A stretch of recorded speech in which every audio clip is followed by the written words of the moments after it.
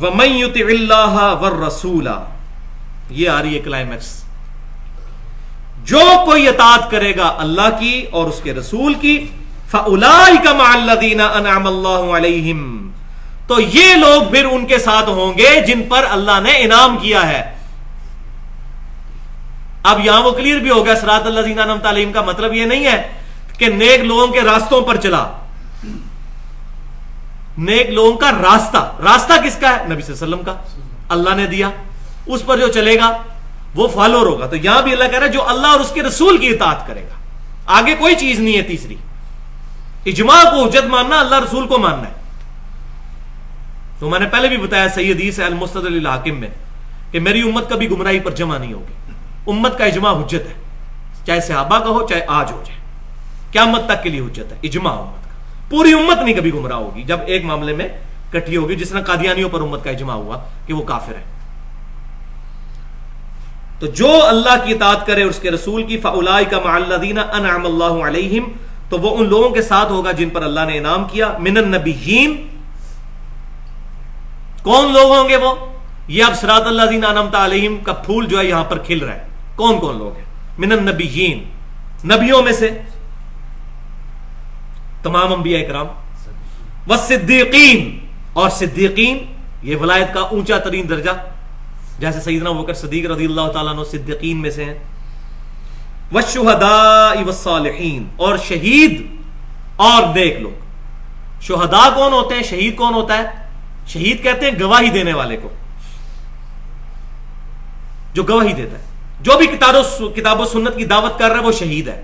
لیکن اس کا اعلیٰ ترین درجہ یہ ہے کہ کوئی بندہ اپنی جان لٹا کر گواہی دے دے کہ میں اپنے نظریے پر اتنا پکا ہوں کہ میں اپنی جان اس نظریے کے لیے دے کر اس بات پر گواہ کر رہا ہوں تمہیں کہ میں نے اللہ کے لیے جان دی ہے، کہ میں اللہ کو حق اور نبی صلی اللہ علیہ وسلم کو خاتم النبیین مانتا ہوں۔ تو شہید کا مطلب گواہ۔ تو جو اللہ کی راہ میں قتل کر دیا جاتا ہے وہ اعلیٰ ترین شہید ہوتا ہے۔ ویسے جو بھی دعوت و تبلیغ کا کام کرے گا وہ شہید ہے۔ ہم پہلے بھی اس پر بتا چکے ہوں قرآن پاک سے کہ یہ امت جو ہے وہ شہید بنائی گئی، یہ شہید امت ہے، پوری امت علی الناس، سارے لوگوں پر، اور نبی صلی اللہ علیہ وسلم ہم پر گواہ ہے۔ والصالحین، اور نیک لوگ، وحسن اولئک رفیقا، اور کیا ہی اچھے ہیں یہ ساتھی۔ ذالک الفضل اللہ، یہ ہے اللہ کا خاص فضل، فضل من اللہ، اللہ کی طرف سے خاص فضل، وکفا باللہ علیما، اور اللہ تعالیٰ کافی ہے جاننے والا۔ تو یہ اب قرآن پاک اب بند کر دیجئے، باقی جو تھوڑا ٹائم بچ گیا ہے اس میں اسی آیت پر گفتگو کرنے لگا ہوں۔ اس کے حوالے سے کچھ بنیادی باتیں سمجھ لیجئے کہ اطاعت رسول کیا ہے اور محبت رسول کیا ہے، اللہ کی اطاعت اور اللہ کی محبت کیا ہے، کیونکہ اس معاملے میں دونوں طرف پینڈولم کی ایکسٹریمز ہیں۔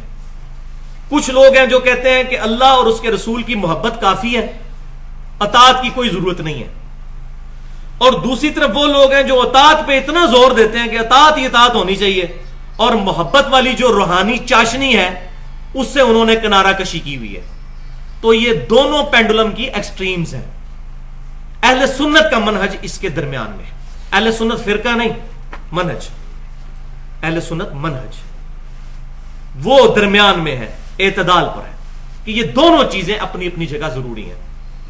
اور اس پہ میں وہ آیت جو سورہ الذاریات کے اندر موجود ہے، آیت نمبر 49، کہ اللہ تعالیٰ نے ہر چیز جوڑوں کی شکل میں پیدا کی ہے تاکہ تم اس پر غور و تفکر کرو۔ اس آیت کے تحت آپ اگر غور کریں گے تو کافی چیز، انسانوں اور جانوروں کے تو جوڑے ہیں، باقی بھی چیز جوڑوں کی شکل میں، علم اور عمل یہ جوڑا ہے، دونوں چیزیں ضروری ہیں۔ خالی علم بھی کسی کام کا نہیں، خالی عمل بھی کسی کام کا نہیں۔ امر بالمعروف و نہی عن المنکر، نیکی کی دعوت بھی کرنی ہے، برائی سے روکنا بھی، یہ بھی جوڑا ہے۔ اسی طریقے سے محبت بھی ضروری، اللہ اور اس کے رسول کی اطاعت بھی ضروری، یہ بھی ایک جوڑا ہے۔ تو یہ جوڑوں کی شکل میں ساری کتاب اور سنت، یہ بھی ایک جوڑا ہے۔ دو انڈیپینڈنٹ سورس ہیں، کتاب بھی اور سنت بھی، اور سنت وہ ہوگی جو صحیح حدیث سے ڈرائیو ہوگی، ورنہ ہر بندہ اپنی مرضی سے سنتے بناتے پھر رہے ہیں آج کل لوگ، صحیح حدیث سے جو ڈرائیو ہوگی۔ تو اللہ تعالیٰ نے تمام چیزیں جوڑوں کی شکل میں پیدا فرمائی ہیں۔ تو یہاں بھی یاد رکھیں کہ محبت اور اطاعت یہ دونوں چیزیں پیرلل میں ضروری ہیں، کسی ایک چیز سے بھی انکار نہیں کیا جا سکتا۔ والذین آمنوا اشد حبا للہ، ایمان والے شدید ترین محبت کرتے ہیں اللہ کے ساتھ۔ اور پھر اس کا کلائمیکس ہے سورہ توبہ کے اندر، آیت نمبر 24، اس میں اللہ تبارک و تعالیٰ نے 8 چیزیں گنوائی ہیں اور فرمایا کہ یہ 8 وہ دنیا کی چیزیں ساری، تمہارے کاروبار، تمہارے کھیت، تمہارے جانور، تمہارے یہ ہیرے جواہرات جو تم نے جوڑ رکھے ہیں، یہ تمام چیزیں اگر تمہیں اللہ اور اس کے رسول اور اللہ کی راہ میں جہاد کرنے سے زیادہ بہتر یہ لگتے ہیں، ان کی طرف تمہارا زیادہ جھکاؤ ہے، تو پھر تم اللہ کے عذاب کا انتظار کرو۔ اللہ ایسے فاسقوں کو ہدایت نہیں دیتا، ان سے محبت نہیں کرتا۔ تو محبت بہت ضروری ہے، محبت بھی ضروری ہے، اطاعت بھی ضروری ہے۔ تو اب یہ ڈیفینیشن سمجھ لے جائے، عبادت جو ہے یہ 2 چیزوں کا مجموعہ ہے، اللہ کی محبت اور اللہ کی اطاعت۔ محبت الہی پلس اطاعت الہی از اکول ٹو عبادت۔ اور اتباع رسول یہ بھی 2 چیزوں کا مجموعہ ہے، محبت رسول اور اطاعت رسول۔ اور قرآن میں کیٹاگوریکل مینشن ہے، قل ان کنتم تحبون اللہ فاتبعونی، نبی صلی اللہ علیہ وسلم کی اتباع کرنی ہے، دل سے محبت رکھتے ہوئے آپ صلی اللہ علیہ وسلم کی سنت کی پیروی کرنی ہے۔ تو محبت اطاعت یہ دونوں چیزیں ضروری ہیں، تب ہوگی اتباع۔ اور اس کا جو میں سمجھتا ہوں بہت بڑی مثال عبداللہ بن عمر ہے رضی اللہ تعالیٰ عنہ۔ صحیح بخاری کھول کے دیکھیں، سفر حج کے دوران جہاں جہاں نبی صلی اللہ علیہ وسلم نے سواری بٹھائی تھی، کہیں بیٹھ کے کھانا کھایا تھا یا پیشاب کیا تھا، اگلی دفعہ جب اکیلے جاتے تھے جب بھی انہی جگہوں پر رکتے تھے۔ نبی صلی اللہ علیہ وسلم نے حکم فرمایا تھا، حکم فرمایا ہوتا تو اطاعت ہوتی، حکم نہیں فرمایا، یہ محبت تھی تو خود چیزیں خود بخود اڈاپٹ۔ لہذا یہ جھگڑے اب ختم ہو جائیں گے۔ کوئی بندہ کہتا ہے جی ننگے سر نماز ہوتی ہے نہیں ہوتی، بھائی یہ تو جھگڑا ہی نہیں ہے۔ محبت یہ ہے کہ نبی صلی اللہ علیہ وسلم سر ڈھانپ کے نماز پڑھتے تھے، آپ صلی اللہ علیہ وسلم پگڑی بھی استعمال فرماتے تھے، ٹوپی بھی استعمال فرماتے تھے، اور جب تک آپ صلی اللہ علیہ وسلم پر وسعت نہیں تھی تو آپ نے ایک چادر میں بھی نماز پڑھی ہے۔ اگر ہمیں اللہ نے وسعت دی ہے تو ہمیں سر ڈھانپ کے نماز پڑھنی چاہیے۔ تو یہ محبت میں جب آئیں گے پھر سارا کچھ کرتے چلے جائیں گے۔ تو محبت پلس اطاعت یہ دونوں چیزیں پیرلل میں چلیں گی۔ صحابہ کرام علیہم رضوان میں بے شمار مثالیں اس کی موجود ہیں۔ صحیح بخاری کے اندر حدیث موجود ہے، عبداللہ نامی ایک صحابی تھے، شراب عادتاً پیتے تھے، کوڑے لگائے گئے، کچھ صحابہ کے منہ سے نکل گیا اس پہ لعنت ہو، رسول اللہ صلی اللہ علیہ وسلم موجود ہیں اور یہ شراب پیتا اور پھر اس کو کوڑے، تو نبی صلی اللہ علیہ وسلم نے منع فرمایا اس پر لعنت نہ کرو، جو میں جانتا ہوں وہ تم نہیں جانتے، یہ اللہ اور اس کے رسول سے محبت کرتا ہے صلی اللہ علیہ وسلم۔ یہ محبت بہت بڑی دولت ہے، یہ بات یاد رکھیں۔ اس دوران اگر کسی سے کوئی کوتاہی بھی ہو جائے اس پر لعنت نہیں کی جائے گی۔ اس سے کوئی یہ رزلٹ نہ نکال دے کہ آپ شراب پینا شروع کر دیں محبت رسول میں، ان کی گواہی تو نبی صلی اللہ علیہ وسلم نے دے دی ہے، ہماری کوئی گارنٹی نہیں ہے۔ ان کی پتہ نہیں وہ محبت کتنی غالب تھی کہ ان کے گناہوں کا کفارہ بن گئی۔ ہمارے پاس اس طرح کی محبت ہے کہ ہمارے گناہوں کا کفارہ بنے؟ آپ صلی اللہ علیہ وسلم نے لعنت سے منع فرمایا کہ لعنت تو کسی پہ بھی نہیں کرنی۔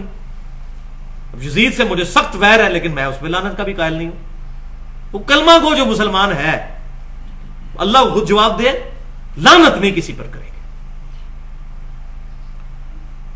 اسی طریقے سے صحیح بخاری میں کتاب الشروع چیپٹر میں حدیث موجود ہے، نبی صلی اللہ علیہ وسلم صلح حدیبیہ کے موقع پر جب وضو فرما رہے تھے، صحابہ کرام علیہم رضوان آپ سے ان کا مبارک پانی نیچے نہیں گرنے دیتے تھے، اپنے جسم پر مل لیتے تھے، حتیٰ کہ آپ کا بلغم شریف بھی کسی صحابی کے ہاتھ پہ آتا تھا اور کسی کو نہیں ملتا تھا وہ وہاں سے لے کے مل لیتا تھا اپنے جسم پر، اتنا احترام۔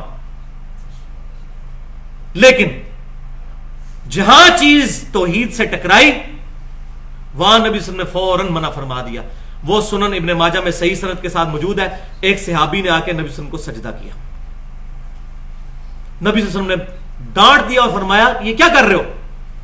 انہوں نے کہا کہ میں کوفے کے پاس ہیرا نامی ایک شہر، نجدیوں کے شہر میں گئے، کوفی نجدیوں کے، آج تک امت بھگت رہی ہے کوفیوں والی چیزیں، تو وہاں میں نے دیکھا ہے کہ لوگ اپنے سردار کو سجدہ کرتے ہیں، تو میں نے قیاس ہی کیا نا جی، اس پر قیاس کیا اجتہاد کیا تو میں نے آپ کو سجدہ کر لیا. تو آپ صلی اللہ علیہ وسلم فرمایا کہ اگر میں سجدہ جائز سمجھتا تو بیویوں سے کہتا کہ اپنے خاوندوں کو سجدہ کریں اس حق کے سبب جو اللہ تعالیٰ نے ان کو دیا ہے. تو قیاس صحابی کا بھی ہو, اگر کتاب و سنت اجماع سے ٹکرا جائے تو اس کو نہیں مانا جائے گا. یہ بہت بڑی مثال ہے. ہم قیاس اجتہاد کے قائل ہیں, لیکن چوتھے نمبر پہ, پہلے نمبر پر کتاب, پھر سنت, پھر اجماع, اور پھر قیاس اور اجتہاد, اور وہ بھی کسی تک فکس نہیں. قیامت تک قیاس جاری ہے, اجماع بھی جاری ہے. آج کے جو ایشوز ہیں یہ مسئلے تو ہمارے بزرگوں کے خوابوں میں نہیں تھے آئے. امام حنیفہ, امام شافعی, امام مالک, امام احمد بن حنبل, امام بخاری, امام مسلم کو یہ باتیں پتہ ہی نہیں تھی جو آج کے مسئلے ہیں. ویڈیو کیمرے کا مسئلہ, انتقال خون کا مسئلہ, ریل گاڑی میں نماز کا مسئلہ, پوسٹ مارٹم کا مسئلہ, عزا کی پیوند کاری کا مسئلہ, یہ مسئلے کہاں قرآن حدیث اور ہمارے صحابہ تابعین کے پاس لکھے ہوئے ہیں. اجتہاد قیامت تک جاری ہے. تو آج اگر علماء کوئی فتویٰ دیتے ہیں ان کے فتوے کو چیک کیا جائے گا. پاکستان میں کئی علماء جنہوں نے سود کو بھی حلال کر دیا اسلامک بینکاری کے نام کے اوپر. تو مولویوں سے تو آپ جو مرضی فتویٰ لے لیں. تو یہ بات یاد رکھیں, ہم نے یہ دیکھنا ہے کہ اس کا قیاس کتاب و سنت اجماع سے ٹکرا تو نہیں رہا, پھر مانیں گے. تو آج اگر مولانا تقی عثمانی صاحب یا ڈاکٹر طاہر القادری صاحب یا مولانا طارق جوہری صاحب یا اسی طریقے سے زبیر علی زئی صاحب کو فتویٰ دیتے ہیں تو کیا ہم ان کے اس فتوے کو مان کے ان کے مقلد ہو جاتے ہیں؟ تقی عثمانی صاحب کے فتوے کو مان کے بریلوی, دیوبندی یا حنفی جو ہیں وہ کیا تقی عثمانی صاحب کے مقلد ہو جاتے ہیں؟ نہیں. تو اسی طریقے سے امام حنیفہ رحمۃ اللہ علیہ کا بھی اگر کوئی فتویٰ مانتا ہے کتاب و سنت اجماع کے مطابق تو ان کا مقلد نہیں ہو جائے گا, ورنہ تو اب سب لوگ آج کل تو ان بزرگوں کے مقلد ہیں. تو قیاس اور اجتہاد قیامت تک جاری ہے, لیکن کتاب و سنت اجماع کے خلاف نہ ہو. جو المصنف ابن ابی شیبہ میں صحیح سند کے ساتھ 22,990 نمبر اثر سیدنا عمر کا موجود ہے. جب کبھی پرابلم ہو, کوئی مسئلہ درپیش ہو, تو پہلے کتاب اللہ میں تلاش کرو, کتاب اللہ میں نہ ملے پھر سنت رسول میں دیکھو صلی اللہ علیہ وسلم, سنت رسول میں نہ ملے تو پھر امت کا اجماع دیکھو, اور اجماع نہ ملے تو پھر اجتہاد کر لو. مقلد نہ ہو جاؤ, یہ نہیں فرمایا حضرت عمر نے, اجتہاد کر لو. تو فاسألوا اہل الذکر ان کنتم لا تعلمون, اہل علم سے مسئلہ پوچھو اگر تمہیں علم نہیں ہے. لیکن اہل علم سے یہ نہ پوچھو کہ آپ کیا فرماتے ہیں بیچ اس مسئلہ کے, بزرگ کیا فرماتے ہیں, حضرات کیا فرماتے ہیں. اہل علم سے پوچھو کہ کتاب و سنت اجماع میں کیا لکھا ہوا ہے, اپنی طرف سے کوئی مسئلہ نہ بتائیں. تو یہ فرق ہے اہل سنت اور اہل بدعت کا. اہل سنت کتاب اللہ, سنت, اجماع, پھر اجتہاد, اور اہل بدعت پہلے نمبر پر اجتہاد کو لے کے آتے ہیں اور باقی ساری چیزوں کو بعد میں. اس پر میں نے بھی کافی ڈیٹیل کے ساتھ تقریباً 8 حدیثیں بیان کرنی ہے, لیکن اب ٹائم مکمل ہو چکا ہے. اگلی دفعہ میں انشاءاللہ اس پر گفتگو کروں گا 8 حدیثوں کے ذریعے کہ محبت اور اطاعت, اور اس کا ایک آپٹیمل سولوشن بتاؤں گا کہ کہاں پر بات جا کے رکتی ہے, کہ خالی محبت یا خالی اطاعت, کیا دونوں چیزیں پیرلل میں ہیں, اور آپٹیملی ہم کہاں تک پہنچیں گے صحیح حدیث کی روشنی میں انشاءاللہ تعالی اس کو سمجھیں گے. جو میں نے حق بات کہی اللہ تعالی ہمارے دلوں میں راسخ فرمائے, کوئی غلط بات میرے منہ سے نکل گئی تو اللہ تعالی ہمارے دل سے محو کر دے. کتاب و سنت اجماع کو حجت ماننے کی توفیق عطا فرمائے, فرقہ واریت سے محفوظ فرمائے. سبحانک اللہم و بحمدک اشہد ان لا الہ الا انت استغفرک و اتوب الیک. پچھلی دفعہ سورۃ النساء کی آیت نمبر 69 اور 70 پہ ہماری گفتگو کنکلوڈ ہوئی تھی, اور میں نے عرض کیا تھا کہ یہ جو آیت نمبر 69 اور 70 ہے اس پہ میں اگلی دفعہ تقریباً 8 احادیث اور کچھ آیات کی روشنی میں گفتگو کروں گا. تو آج اس کو انشاءاللہ آگے لے کر چلتے ہیں. تو میں نے عرض کیا تھا کہ محبت اور اطاعت یہ دونوں چیزیں کمپلیمنٹری ہیں, بیک وقت یہ دونوں چیزیں موجود ہونا انسان کے اندر بہت ضروری ہے. تو اس آیت میں سورۃ النساء کی آیت نمبر 69 میں بتایا گیا ہے کہ کون لوگ ہیں جو لوگ قیامت والے دن نبیوں اور صدیقین اور شہداء اور نیک لوگوں کے ساتھ ان کو جنت میں پڑوس ملے گا, جو اللہ اور اس کے رسول صلی اللہ علیہ وسلم کی سچی اطاعت کرنے والے ہیں. تو آپ صلی اللہ علیہ وسلم کی اطاعت کے ساتھ محبت کی جائے گی اور محبت کے ساتھ اطاعت کی جائے گی, اور یہی معاملہ اللہ تعالیٰ کے ساتھ بھی ہے, جس کو میں نے پچھلی دفعہ ڈیٹیل سے عرض کیا تھا. تو صحیح بخاری اور مسلم کی متفق علیہ حدیث ہے کہ انس بن مالک کہتے ہیں کہ نبی صلی اللہ علیہ وسلم کی خدمت میں ایک شخص حاضر ہوا اور اس نے عرض کیا کہ اللہ کے رسول قیامت کب آئے گی؟ تو آپ صلی اللہ علیہ وسلم نے فرمایا تم نے قیامت کے لیے کوئی تیاری بھی کی ہے؟ تو اس نے عرض کیا اللہ کے رسول صلی اللہ علیہ وسلم میرے پاس نہ تو بہت زیادہ نمازیں ہیں، نہ صدقات اور نہ روزے، البتہ میں اللہ اور اس کے رسول صلی اللہ علیہ وسلم سے محبت کرتا ہوں۔ تو آپ صلی اللہ علیہ وسلم نے فرمایا کہ انسان اس کے ساتھ ہی ہوگا جس سے وہ محبت کرتا ہے۔ انس بن مالک کہتے ہیں کہ اللہ کی قسم اسلام لانے کے بعد ہمیں نبی صلی اللہ علیہ وسلم کی کسی بات سے اتنی خوشی نہیں ہوئی جتنی اس بات سے ہوئی کہ جو شخص اللہ اور اس کے رسول سے محبت کرتا ہے وہ اللہ اور اس کے رسول کے ساتھ ہوگا صلی اللہ علیہ وسلم۔ تو یہ اتنی امپورٹنٹ چیز تھی، اس لیے میں نے پچھلی دفعہ 12-13 منٹ اس پہ لگائے اور آج بھی تقریباً 25 کے قریب منٹ انشاءاللہ اسی گفتگو پر ہوں گے کہ محبت کا جذبہ بھی بہت ضروری ہے۔ تو اس میں جو قرآن پاک کا ایپیکس ہے، ضربہ سنام ہے، سمم بونم ہے، وہ سورہ التوبہ کی آیت نمبر ہے 24۔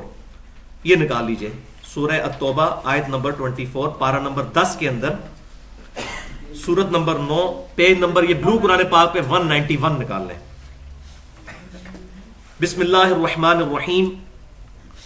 قل ان کان آباؤکم، اے محبوب صلی اللہ علیہ وسلم فرما دیجئے کہ اگر تمہارے ماں باپ و ابناؤکم اور تمہارے بیٹے یا اولاد و اخوانکم اور تمہارے بھائی یا بہنیں وَأَزْوَاجُكُمْ اور تمہاری بیویاں یا بیویوں کے لیے شوہر، دیکھ لیں یہ سارے رشتے گنوائے جا رہے ہیں، وَعَشِيرَتُكُمْ اور تمہارا کنبہ، وَأَمْوَالُ نِقْتَرَفْتُمُوهَا اور وہ مال جو تم نے بڑی محنت سے کمائے ہیں، وَتِجَارَةٌ اور تمہارا کاروبار، تَخْشَوْنَ كَسَادَهَا جس کا تمہیں ڈر لگا رہتا ہے کہ یہ کہیں ماند نہ پڑ جائے، وَمَسَاكِنُ تَرْضَوْنَهَا اور وہ مکانات جو تمہیں بڑے پسند ہیں۔ یہ 8 چیزیں گنوائی ہیں، یہ 8 کی 8 چیزوں کی محبت اگر تم پر غالب آ جائے، احب الیکم من اللہ، یہ تمام چیزیں اگر تمہیں محبوب ہو جائیں اللہ سے، اللہ نہ کرے ایسا ہو، ورسولہ اور اس کے رسول سے، والعیاذ باللہ، وجہاد فی سبیلہ اور اللہ کی راہ میں جہاد کرنے سے، وہ 8 چیزیں ان 3 چیزوں سے بڑھ کر تمہیں اگر محبوب ہو جائیں، پھر اگلی بات آپ خود سمجھ لیں، بہت بڑی تھریٹ اور دھمکی آ گئی ہے، فتربصوا حتی یأتی اللہ بامرہ، اس کی میں صحیح ٹرانسلیشن کروں تو وہ یہ بنے گی پھر دبا ہو جاؤ اور انتظار کرو یہاں تک کہ اللہ کا عذاب تم پر آ جائے، فتربصوا حتی یأتی اللہ بامرہ، یہاں تک کہ اللہ تعالیٰ کا امر تم پر عذاب آ جائے اگر یہ 8 چیزوں کی محبت اللہ اور اس کے رسول صلی اللہ علیہ وسلم اور اس کی راہ میں جہاد کرنے سے بڑھ کر تمہیں محبوب ہو جائے۔ جہاد کی مختلف شکلیں ہوں گی، کتاب اللہ کی دعوت بہت بڑا جہاد، جہاد اکبر کہا گیا قرآن پاک میں، فَلَا تُطِعِ الْكَافِرِينَ وَجَاهِدْهُمْ بِهِ جِهَادًا كَبِيرًا، سورۃ الفرقان آیت نمبر 52۔ اے محبوب صلی اللہ علیہ وسلم کافروں کی بات کی پرواہ مت کیجئے، وَجَاهِدْهُمْ بِهِ جِهَادًا كَبِيرًا اور اس کتاب کے ذریعے بڑا جہاد کیجئے، کتاب اللہ کی دعوت یہ جہاد، اور پھر اس کا آخری درجہ جو ہے وہ قتال، سب سے ہائیسٹ گڈ جو آگے آ جائے گا انشاءاللہ۔ یہ 3 چیزیں اللہ اور اس کا رسول اور قتال اور جہاد، یہ تمام چیزیں اگر ڈومیننٹ ہیں پھر تو مومن ہے، اور اگر ان چیزوں کے اوپر وہ 8 چیزیں ڈومیننٹ ہو گئیں، کون کون سی چیزیں ذرا دوبارہ گن لیتے ہیں، تمہارے ماں باپ، تمہاری اولاد، تمہارے بھائی، تمہاری بیویاں یا بیویوں کے لیے شوہر، تمہارا کنبہ، تمہارا مال جو بڑی محنت سے کمایا، وہ تجارت جس کے ماندے ہونے کا تمہیں خوف رہتا ہے، اور تمہارے مکانات۔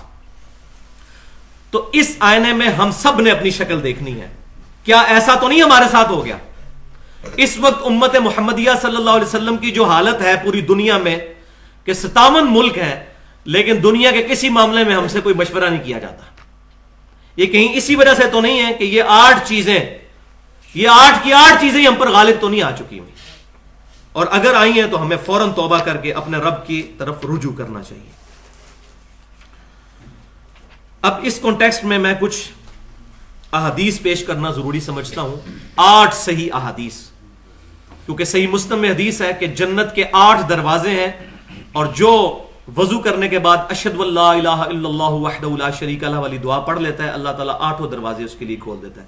تو جنت کے 8 دروازوں کی نسبت سے 8 حدیثیں، اس کی ایکسپلینیشن میں انشاءاللہ پیش کروں گا. پہلی حدیث صحیح بخاری اور مسلم کی متفق علیہ حدیث ہے کہ اس شخص نے ایمان کی حلاوت چکھ لی جس کے اندر 3 خوبیاں موجود ہوں گی. 3 خوبیاں. نمبر 1، اللہ اور اس کا رسول صلی اللہ علیہ وسلم پوری دنیا میں سب سے بڑھ کر اسے محبوب ہو جائے، پہلی. دوسری، دوستی اور دشمنی صرف اللہ کے ریفرنس سے. اور تیسری نشانی یہ کہ کفر کی طرف لوٹنا یعنی اسلام کو چھوڑ دینا اس کے لیے اتنا ہی مشکل ہو جائے جتنا آگ میں زندہ جلایا جانا، یعنی وہ شخص آگ میں جلنے کے لیے تیار ہو جائے لیکن اپنا دین نہ چھوڑے. یہ 3 خوبیاں ہوں گی تو اس کو مٹھاس ملے گی ایمان کی. صحیح بخاری اور مسلم کی متفق علیہ حدیث ہے، حدیث نمبر 2، کتاب الایمان چیپٹر میں. تم میں سے اس وقت تک کوئی شخص مؤمن ہی نہیں ہو سکتا جب تک کہ میں اسے اس کے ماں باپ، اولاد اور سب لوگوں سے بڑھ کر محبوب نہ ہو جاؤں. اور ساتھ آپ نے قسم بھی یاد فرمائی، اس ذات کی قسم جس کے قبضے قدرت میں میری جان ہے، تم مومن ہی نہیں ہو سکتے جب تک کہ میں تمہیں تمہارے ماں باپ، اولاد، سب لوگوں سے بڑھ کر محبوب نہ ہو جاؤں. اس کا یہ مطلب نہیں ہے کہ غلامی رسول میں موت بھی قبول ہے، بس نعرہ لگا لیا جائے. داڑھی قبول نہیں ہے، فجر کی نماز تکبیر اولیٰ سے قبول نہیں ہے، رمضان کے روزے قبول نہیں ہے. ہاں موت قبول ہے، کیونکہ زندگی تو کبھی آج تک نہ ہمارے ماں باپ سے کسی نے مانگی اللہ اور اس کے رسول کے لیے، نہ ہم سے کسی نے مانگی.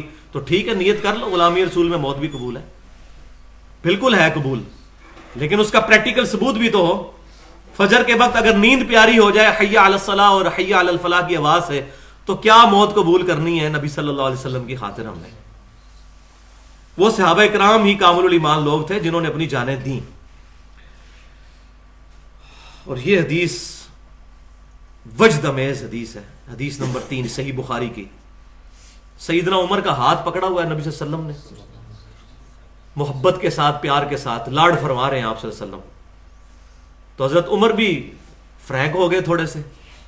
انہوں نے کہا اللہ کے رسول صلی اللہ علیہ وسلم، آپ مجھے میری جان کے علاوہ پوری دنیا میں سب سے بڑھ کر محبوب ہیں. اپنی طرف سے تو انہوں نے بڑا تیر چلایا کہ میں بہت بڑا دعویٰ کرنے لگا حضور کے ساتھ. یہ صحیح بخاری میں. تو نبی صلی اللہ علیہ وسلم نے فرمایا کہ اس ذات کی قسم جس کے قبضے قدرت میں میری جان ہے، بلکہ میں اپنی تمہاری جان سے بھی بڑھ کر، جب تک یہ نہ ہو جائے معاملہ. تو انہوں نے کہا یا رسول اللہ صلی اللہ علیہ وسلم، آپ مجھے میری جان سے بھی بڑھ کر محبوب ہے. تو آپ صلی اللہ علیہ وسلم فرمایا ہاں اے عمر، اب بات بنی ہے، اب ایمان تمہارا مکمل ہوا ہے. اب یہ اندازہ کر لیں آپ. تو میں نے پچھلی دفعہ بتایا تھا یہ فنیٹکزم ہے کہ بعض لوگوں نے اطاعت کے اوپر اتنا زور دیا، اطاعت پہ اتنا زور دیا کہ محبت والی مٹھاس اور چاشنی بیک گراؤنڈ میں چلی گئی. محبت ایک پیرلل سے ایک جذبہ ہے. جیسے میں نے بتایا کہ کتاب اللہ الگ ایک چیز ہے اور سنت بھی ایک الگ سے چیز ہے، دونوں چیزیں ضروری ہیں. اسی طریقے سے نبی صلی اللہ علیہ وسلم کی محبت بھی اور آپ کی اطاعت بھی، یہ دونوں پیرلل میں ہونی ضروری ہے. بعض لوگوں نے محبت پہ زور دیا، اطاعت کو پس پش ڈال دیا. تو یہ دونوں پینڈولم کی ایکسٹریمز ہیں، درمیان کا کام ہے، محبت بھی اور اطاعت بھی. اور یہی ہے اتباع. میں نے بتایا تھا اتباع برابر ہے محبت جمع اطاعت، اور عبادت برابر ہے اللہ کی محبت جمع اللہ کی اطاعت. یہ 2 ڈیفینیشن یاد رکھیں. حدیث نمبر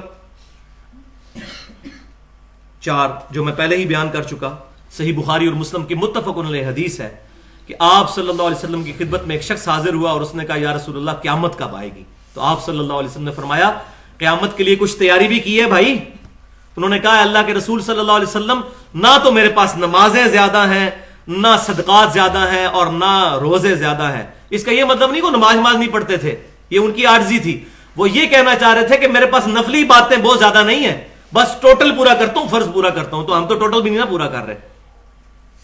البتہ میں اللہ اور اس کے رسول سے محبت کرتا ہوں. تو آپ صلی اللہ علیہ وسلم نے فرمایا پھر اللہ اور اس کا رسول تمہارے ساتھ ہوں گے. اسی حدیث پر بخاری اور مسلم کے اندر انس بن مالک کے کمنٹس موجود ہیں.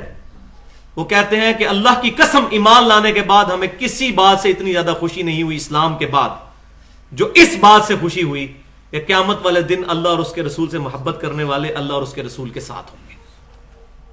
اور صحیح مسلم میں تو بہت پیارے الفاظ ہیں.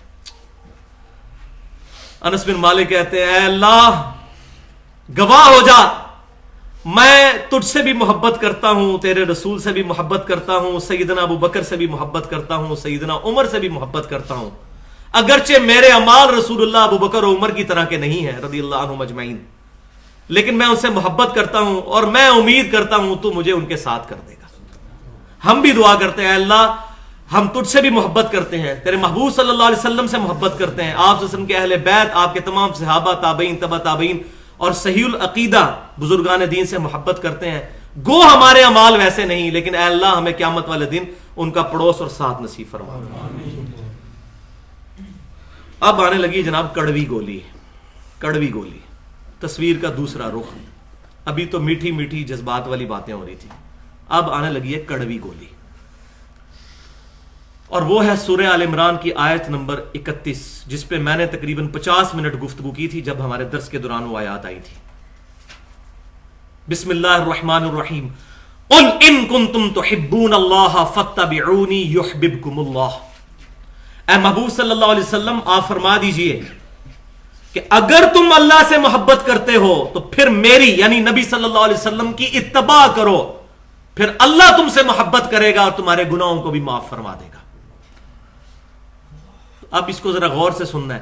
اللہ کی محبت کا تقاضا کیا ہے؟ نبی صلی اللہ علیہ وسلم کی پیروی, آپ صلی اللہ علیہ وسلم کی اطاعت, آپ صلی اللہ علیہ وسلم کی اتباع. یہ کس چیز کا تقاضا ہے؟ اللہ کی محبت کا. اگر اللہ کی محبت کا تقاضا نبی صلی اللہ علیہ وسلم کی پیروی ہے تو نبی صلی اللہ علیہ وسلم کی محبت کا تقاضا نبی صلی اللہ علیہ وسلم کی پیروی نہیں ہے. اللہ کی محبت تو اس سے بڑی چیز ہے. اگر اللہ کی محبت کے لیے نبی صلی اللہ علیہ وسلم کی پیروی ضروری ہے تو نبی صلی اللہ علیہ وسلم کی محبت کے لیے آپ صلی اللہ علیہ وسلم کی پیروی بھی ضروری ہے. یہ کمپلیمنٹری ہیں دونوں چیزیں, لازم و ملزوم ہے. خالی علم بھی کوئی چیز نہیں, خالی عمل بھی کوئی چیز نہیں. علم اور عمل مل کر ایک جوائنٹ رزلٹ تک پہنچتے ہیں. اسی طریقے سے خالی محبت بھی کوئی چیز نہیں, خالی اطاعت بھی کوئی چیز نہیں. یہ دونوں چیزیں مل کے ایک مقصد کی تکمیل کریں گے. اور وہ سن لیجئے پھر صحیح مسلم میں حدیث ہے, سیدنا ربیعہ رضی اللہ تعالیٰ عنہ جو نبی صلی اللہ علیہ وسلم کو وضو کروایا کرتے تھے, ایک دن دریائے رحمت جوش میں آیا اور فرمایا ربیعہ مانگ, کیا مانگتا ہے؟ سل ربیعہ, ربیعہ مانگ کیا مانگتا ہے؟ تو ربیعہ نے وہی مانگا جو سورۃ النساء کی آیت نمبر 69 کہ ان کو پڑوس ملے گا ان لوگوں کا جو نبی ہیں, صدیقین, شہداء اور صالحین. انہوں نے ایک ہی خواہش کر دی اور فرمایا, عرض کیا اللہ کے رسول صلی اللہ علیہ وسلم میں جنت میں آپ کا پڑوس مانگتا ہوں. تو آپ صلی اللہ علیہ وسلم نے فرمایا اور بھی کچھ مانگ لو. یہ آپ نے چیک کیا ٹھوک بجا کے, اور وہ الحمدللہ اس امتحان میں بھی کامیاب. انہوں نے کہا یا رسول اللہ آپ کا پڑوس مل گیا, بس یہی کافی ہے. تو آپ صلی اللہ علیہ وسلم نے فرمایا کہ پھر سجدوں کے ذریعے کثرت سجود سے میری مدد کر, کثرت سجود سے میری مدد کر. یعنی میں تیری شفاعت کروں گا, اللہ کے حضور دعا بھی کر دوں گا, لیکن اپنے اعمال بھی امپروو کرنے کی کوشش کر, کثرت سجود سے میری مدد کر, کثرت سجود سے میری مدد کر. نفلی عبادات, فرض نہیں, نفلی عبادات. تو فرض تو ڈیٹم لائن ہے, ایٹ لیسٹ ریکوائرمنٹ ہے, فرضوں کے بعد اگلی بات شروع ہوتی ہے. تو اس سے یہ بات بھی پتا چلی کہ جو صوفیاء کے اندر یہ غلط نظریہ پایا جاتا ہے کہ جنت کی طلب کے لیے عبادت نہیں کرنی چاہیے, دوزخ کے ڈر سے نہیں کرنی چاہیے, تو وہ 100% قرآن کے خلاف ہے. یہ فینیٹکزم ہے, صرف یہ فینیٹکس کا نظریہ ہے. قرآن تو یہی بتاتا ہے ہمیں, ربنا اصرف عنا عذاب جہنم ان عذابها کان غراما. ایمان والے دعا کرتے ہیں اللہ ہم سے دوزخ کا عذاب دور کر دے, بے شک دوزخ کا عذاب گلے کا پھندا ہے. اور نبی صلی اللہ علیہ وسلم دعا مانگا کرتے تھے اللہم اجرنی من النار, ہماری تعلیم کے لیے. اور ہم کہتے ہیں جناب دوزخ کا یہ جو ہے نا یہ والا دین, یہ نبی صلی اللہ علیہ وسلم کا دین نہیں ہے. نبی صلی اللہ علیہ وسلم کے دین میں جنت کی خواہش کرنی ہے اور دوزخ سے اللہ کی پناہ مانگنی ہے. جنت کی خواہش ہم کیوں کر رہے ہیں؟ اللہ کے دیدار کے لیے, نبی صلی اللہ علیہ وسلم کے پڑوس کے لیے. جنت میں ہی اللہ کا دیدار نصیب ہونا ہے. تو جس کو جنت نہیں چاہیے تو وہ تو اللہ تعالیٰ کے دیدار کا ہی منکر ہو گیا نا, پھر وہ تو اللہ کی گستاخی کر رہا ہے اصل میں. لہذا وہ رابعہ بصریہ کا جو واقعہ مشہور ہے کہ وہ کہا کرتی تھی, ایک ہاتھ میں انہوں نے آگ اٹھائی ہوتی تھی, ایک ہاتھ میں پانی, اور کہتی تھی آگ سے میں جنت کو آگ لگا دوں گی, پانی سے دوزخ بچا دوں گی, تاکہ لوگ جو ہے وہ جنت اور دوزخ کی وجہ سے اللہ کی عبادت نہ کرے, اللہ کی وجہ سے کرے. یہ اب آن دا فیس آف آرگومنٹ بڑی پیاری بات لگتی ہے, لیکن یہ نان سینس بات ہے. تو ہم رابعہ کے عقیدے پہ نہیں ہے, ربیہ کے عقیدے پہ ہیں. صحابی رسول سل ربیہ, مانگ ربیہ کیا مانگتا ہے.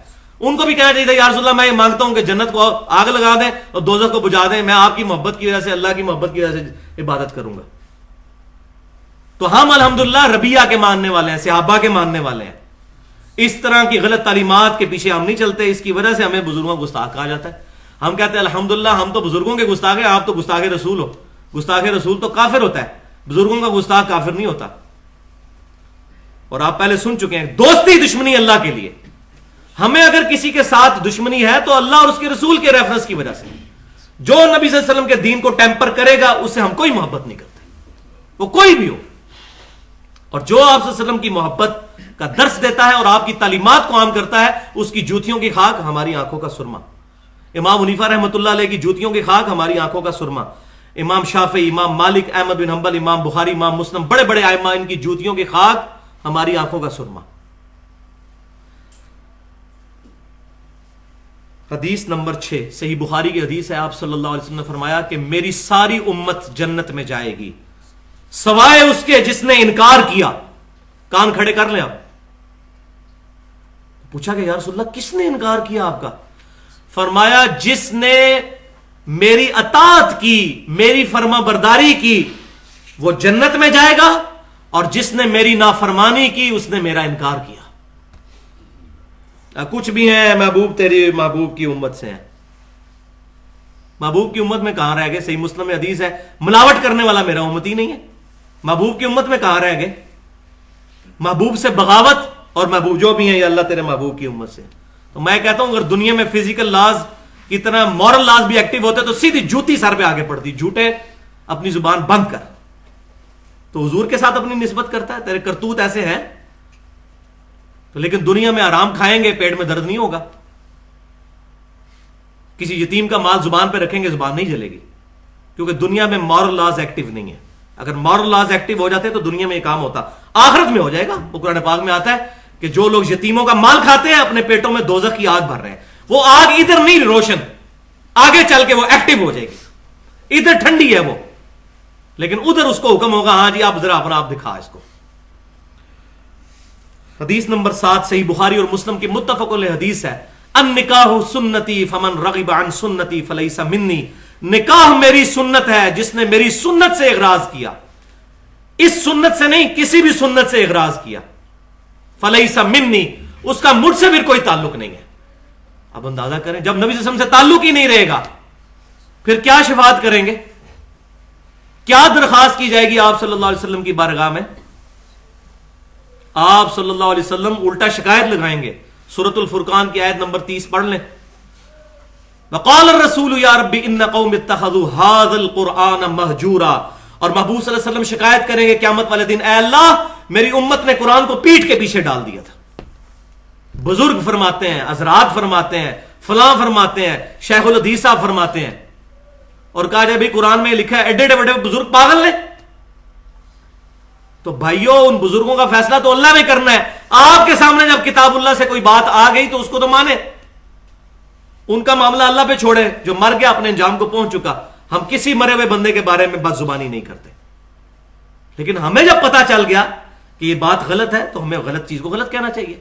ہمیں جب یہ بات پتا چل گئی کہ ایاک نعبد و ایاک نستعین, اے اللہ ہم صرف تیری عبادت کرتے ہیں اور غائب میں دعا صرف تجھی سے مانگتے ہیں, تو پھر ہم یا علی مدد نہیں کہیں گے, ہم یا شیخ عبد القادر جیلانی مدد نہیں کہیں گے. یہ تو جھگڑا ہی نہیں کہ حضرت علی کو اختیار ہے یا نہیں ہے, سیدنا شیخ عبد القادر جیلانی کو اختیار ہے یا نہیں ہے, جھگڑا ہی نہیں ہے. اختیار ہو تب بھی پکارنا شرک ہے دعا میں. فرشتوں کو اللہ نے اختیار دیا ہے بارش برسانے کا, بارش ہم اللہ سے مانگیں گے فرشتوں سے؟ اللہ سے. فرشتوں سے مانگیں گے تو مشرک ہو جائیں گے. مسئلہ اختیار کا نہیں ہے، مسئلہ ہے دعا پکارنا، ایاک نستعین، صرف تجھی سے دعا کرتے ہیں۔ ظاہری اسباب اختیار کر سکتے ہیں، وتعاونوا علی البر والتقوی ولا تعاونوا علی الاثم والعدوان۔ اور حدیث نمبر 8 بخاری اور مسلم کی متفق علیہ حدیث ہے، قیامت والے دن میرے حوض کوثر پہ کچھ ایسے لوگ لائے جائیں گے جن کو میں پہچانتا ہوں گا کہ میرے امتی ہیں۔ وہ صحیح مسلم میں حدیث ہے کہ میرے امتیوں کے اعضائے وضو قیامت والے دن چمک رہے ہوں گے، قادیانیوں کے بھی چمک رہے ہوں گے۔ وہ پھر بعد میں فیصلہ ہوگا کہ کون منافق اور کون مومن۔ جس نے دنیا میں وضو کیا اس کے اعضاء چمکیں گے، سب کے چمک رہے ہوں گے۔ تو آپ صلی اللہ علیہ وسلم کہتے ہیں میں پہچان لوں گا، اور جب ان کو میں مشروب پلانے لگوں گا حوض کوثر سے، ان کے میرے درمیان دیوار کھڑی کر دی جائے گی، اور اللہ تعالیٰ فرمائے گا اے محبوب صلی اللہ علیہ وسلم آپ کو نہیں پتا آپ کی وفات کے بعد یہ لوگ دین سے الٹے قدم پھر گئے تھے، انہوں نے دین میں بدعتیں جاری کر دی تھیں۔ تو اللہ کے رسول کہتے ہیں صلی اللہ علیہ وسلم پھر میں اس وقت کہوں گا سحقن سحقن لمن غیر بعدی، سحقن سحقن لمن بدل بعدی، ان پر پھٹکارو، ان کو مجھ سے دور کر دو جنہوں نے میری وفات کے بعد میرے دین کو بدل دیا، جنہوں نے میری وفات کے بعد میرا دین ٹیمپر کر دیا۔ والعیاذ باللہ تعالی۔ تو یہی تڑپ ہم لوگ لے کر اٹھے ہیں، اور اس کانٹیکسٹ میں کنکلوڈنگ گفتگو کرتے ہوئے نبی صلی اللہ علیہ وسلم سے تعلق کی وہ آیت بھی بیان کرنا ضروری سمجھتا ہوں کہ کون سچا محب ہے نبی صلی اللہ علیہ وسلم کا۔ سورۃ الانعام کی آیت نمبر 159 جو ہمارے منہج پہ بھی لکھی ہوئی ہے، ان الذین فرقوا دینہم وکانوا شیعا لست منہم فی شیء۔ اے محبوب صلی اللہ علیہ وسلم بے شک جن لوگوں نے دین میں فرقے بنائے اور اپنے آپ کو گروہوں میں بانٹ لیا، لست منہم فی شیء، آپ کا ان کے ساتھ کوئی تعلق ہی نہیں ہے۔ انما امرہم الی اللہ، دھمکی ہے، ان کا معاملہ اللہ کے سپرد، ثم ینبئہم بما کانوا یفعلون، پھر اللہ تعالیٰ قیامت والے دن ان کو بتا دے گا جو دنیا میں وہ کرتوت کیا کرتے تھے۔ سورۃ الحج کی آخری آیت ہے هو سماکم المسلمین من قبل وفی ھذا، ابراہیم علیہ السلام نے بہت پہلے تمہارا نام مسلمان رکھا تھا، اور اس قرآن میں وفی ھذا، اور اس قرآن میں اللہ نے تمہارا نام مسلمان رکھا ہے، مسلم رکھا ہے۔ اور پھر مسلمانوں کو نصیحت کرتے ہوئے سورہ آل عمران کی 102 نمبر آیت میں فرمایا گیا یا ایھا الذین آمنوا اتقوا اللہ حق تقاتہ، اے ایمان والو اللہ تعالیٰ کا تقوی اختیار کرو جیسا کہ تقوی اختیار کرنے کا حق ہے، اور حق کیا ہے؟ ولا تموتن الا وانتم مسلمون، اور دیکھنا تمہیں موت نہ آئے مگر اس حال میں کہ تم مسلمان مرنا۔ اپنے آپ کو فخریہ، بریلوی، دیوبندی، وہابی، شیعہ، قادیانی ان ٹائٹلز میں نہ بانٹنا، مسلمان مرنے کی کوشش کرنا۔ کہیں ایسا نہ ہو کہ قیامت والے دن وہ معاملہ ہو جائے جو سورۃ الحجر کی آیت نمبر 2 ہے، ربما یود الذین کفروا لو کانوا مسلمین، 14واں پارہ پہلی آیت۔ اس دن کافر تمنا کریں گے کاش ہم دنیا میں مسلمان ہوتے، ربما یود الذین کفروا لو کانوا مسلمین، کاش ہم دنیا میں مسلمان ہوتے۔ تو یہاں میں یہی دعا کروں گا کہ اللہ تبارک و تعالی ہمیں کتاب و سنت اور اجماع کے منہج پر چلنے کی توفیق عطا فرمائے۔